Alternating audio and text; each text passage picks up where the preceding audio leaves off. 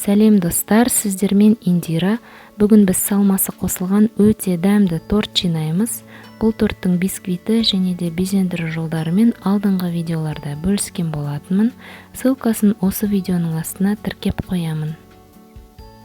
Мен бұл тортқа салма ретінде шабдалы жемісін қолдандым. Ең алдымен жемісті жақсылап жуып, тазалап, блендердің көмегімен езбеге айналдырдым. Дайын езбемізді ыдысымызға құйып аламыз. Қантқа кукурузды крахмал қосып жақсылап араластырамыз. Оны езбемізге қосамыз және де отта шамамен 2-3 минуттай араластыра отырып қоюлатамыз.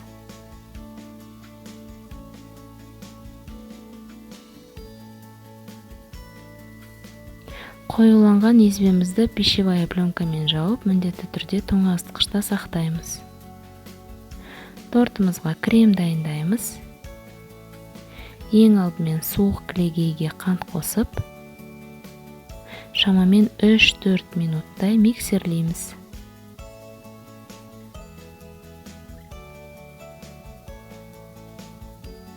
Кейін оған суық творожный сырды қосамыз. Ары қарай біркелкі болғанша миксерлейміз. Арасында ыдыстың жиегінен кремді жиып алып, ары қарай миксерлейміз.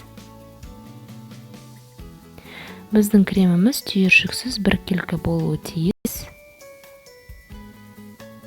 Мен кремді 1-2 бірдей бөлікке бөліп алдым. Тортымызды жинауға кірісеміз.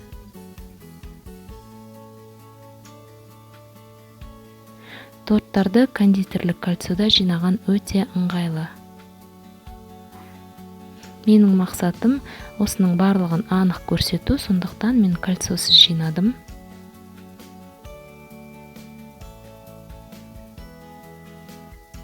Біздің салмамыз ағып кетпеу үшін осындай қоршау жасаймыз.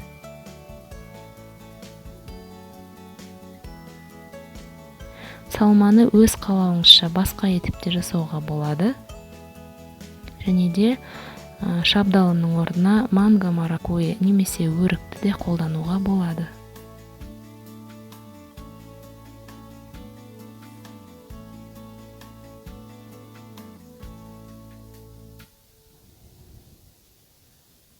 Бұл крем өте универсалды, басқада бисквиттерге қолдануыңызға болады.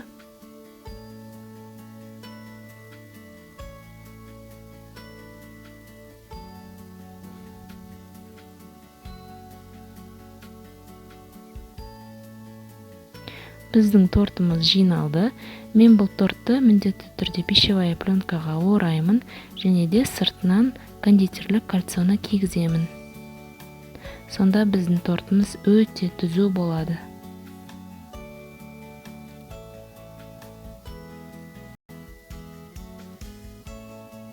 Біздің тортымыз тоңазытқышта 8 сағаттай дем алды.